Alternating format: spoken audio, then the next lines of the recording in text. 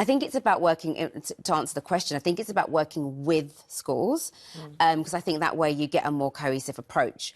I think, you know, if it's us and them, it's going to be more difficult for you as a parent. So as a parent that's been through it myself, I would say, you know, go to the school, obviously go through all the measures, look at the policies that schools have in place for bullying.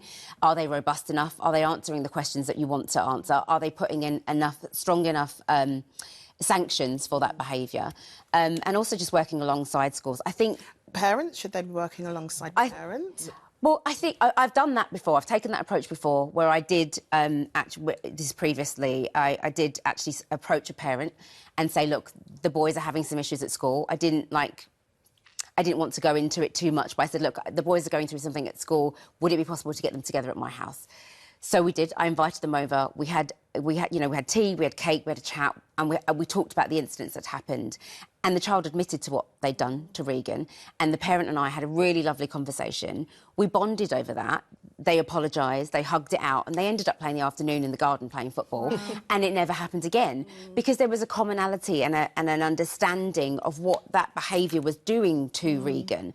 And I think sometimes children are detached from the consequences of their actions.